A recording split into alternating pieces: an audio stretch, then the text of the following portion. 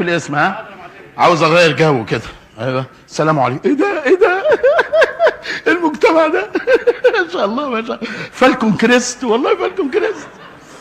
اهلا اهلا اهلا مدام عجل البحر. اهلا محسوبكم عجوه في الخدمه دايما، محسوبكم عجوه في الخدمه دايما. البس بنطلون. مش هكدب عليك والله يا صاحبي، من اول ما صحيت كده عندي احساس ان انا عايز اضحك، ومفتقد جدا الكوميديا في حياتي خلال الفتره الاخيره. واول ما بفتح اليوتيوب والنوتيفيكيشن الاشعارات والاقي في وش التريلر والتيزر الاولاني لفيلم ذا مارفلز، اكتر فيلم منتظره في 2023 بالكامل، ومش بضحك عليك والله، اكتر فيلم كوميدي منتظره، واحنا كم نحن افتقدنا الكوميديا في حياتنا خلال الفتره الاخيره. وتفتح وتلاقي في وشك بري لارسون وايمان فلاني والثلاثي بتاع ذا مارفلز ده، لا انت لازم تخش تتفرج دايركت على التيزر الاولي من فيلم ذا مارفلز. بسم الله.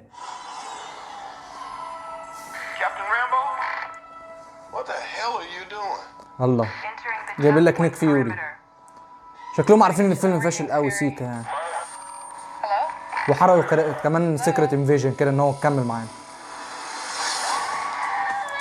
مونيكا رامبو، الصوت ده مش غريب عليا. ايمان فالان، ميس مارف، السويتش حصل.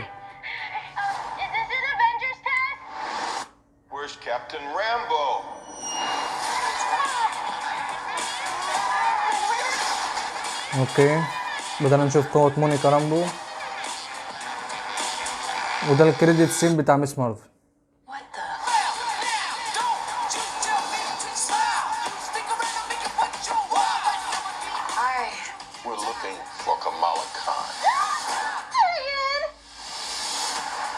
So our powers are entangled. I can energy, and I can totally show you. سويتش تاني حصل. Hi, where's our doctor? Wherever you were.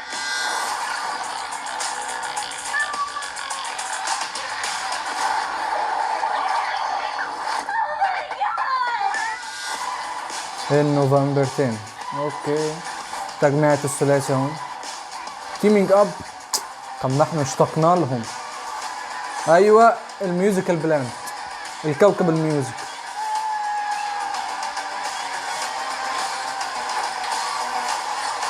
يا سلام، بيحاربوا بعض بقى، حاجه منتظرينها.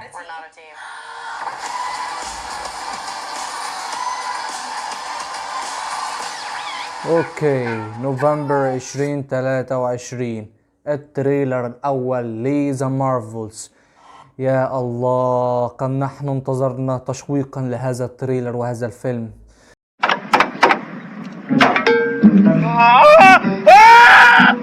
طيب، في البداية كده لازم ندي بعض الحاجات عن الفيلم ده.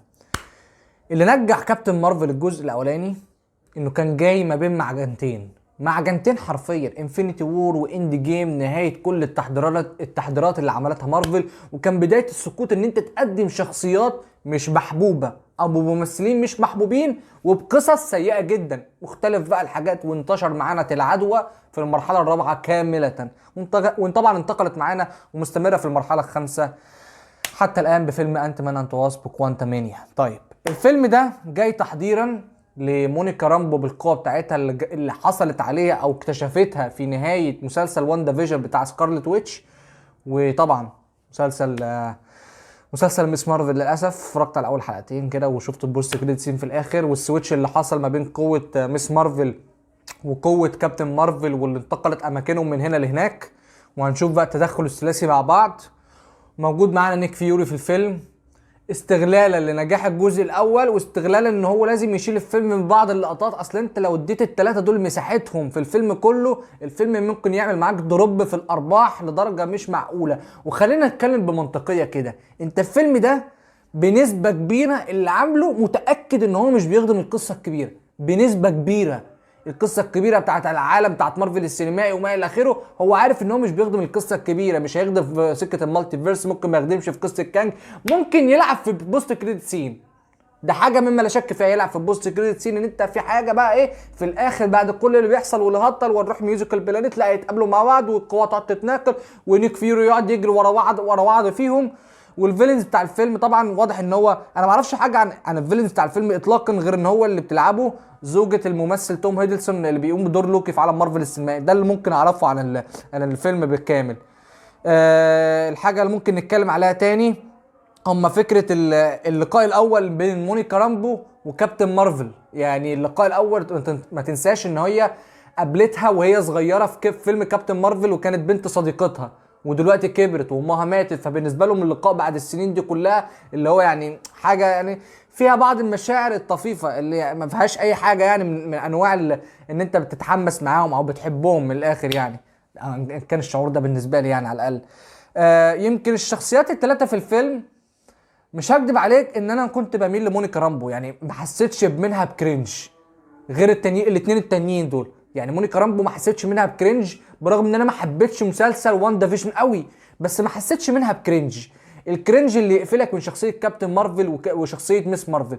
اصل يا جدعان كده عقلوها معانا ليه؟ المخرجين روسو براذرز مخرجين اند جيم ما يستغلوش نجاح شخصيه كابتن مارفل، ما يستغلوش نجاح فيلم كابتن مارفل ويحطوها في فيلم اند جيم، غير ان هم عارفين حاجتين: الشخصيه مش جذابه برغم قوتها الهائله في الكوميكس، والممثله برضو مش جذابه. فليه افقع الناس، افقع المشاهدين في اكتر فيلم نجح في عالم مارفل السينمائي؟ تخيل قرار في منتهى الذكاء، برغم ان فيلم كابتن مارفل بالبوست كريديت سين والتحضير ليه بالبوست كريديت سين بانفينيتي وور كان محضر ان احنا منتظرين الشخصيه اللي هتحللنا وهتصد قدام ثانوس، يا دوبك ظهور ليها طفيف كده في المعركه الاخيره وشكرا. شكرا، مش محتاجين. اصلها مش شخصيه جذابه للعين، ومش شخصيه واضح انها ممكن نعتمد عليها ان الناس يحبوها في المراحل القادمه. ودينا شفنا اللقاءات بتاع بري لارسون في الكوميكون، او في حد لازم نعمل دور تاني. ما هو الصراحه القبول ده من عند ربنا يعني من الاول للاخر. شخصيه ميس مارفل ما عنديش مشكله انك تعمل شخصيه كوميديه، قلتها مرارا وتكرارا، سواء راجل كبير او بنت صغيره تينيجرز وما الى اخره، بس انت اختار انك لما تجيب شخصيه كوميديه يكون في قبلها الحاجات العكس، شخصيات دارك، شخصيات في منتهى الجديه، شخصيات وسط. انت بتعمل كده في شخصيات كتير، فانت ايه اللي هيخليني اميل ليها؟ شخصيه كيوت لطيفه خفيفه ومن الباكستان بقى ولا مسلمه، يا ده انت واخدينك 3-4 اجندات في دفعه واحده، ما فيهاش اي حاجه من الجوانب الاهتماميه. مش عارف اقول ايه الصراحه. مفيش اي حاجه عن الفيلنز ممكن تتقال. زي ما قلت لك اللقاء بتاعهم في الميوزيكال بلانت، المعركه الاخيره ما بينهم، الفايت سين حتى شيب جدا، شيب رخيصه لاقصى درجه. والكلام ده بيتقال اصلا من قبل ما التريلر ينزل ان الفيلم واضح ان هو رخيص شويه، يعني لا اما ينجح بالشكل ده لا اما خلاص بقى يقفلوا على الشخصيات ويستخدموها في الاعمال الثانيه. المعركه الاخيره اللي هو بقى بيحسسنا ان في خلاف ما بينهم قوي جدا، مونيكا رامبو تضرب، ميس مارفل تضرب، وانتظر وتحمس وما اعرفش ايه.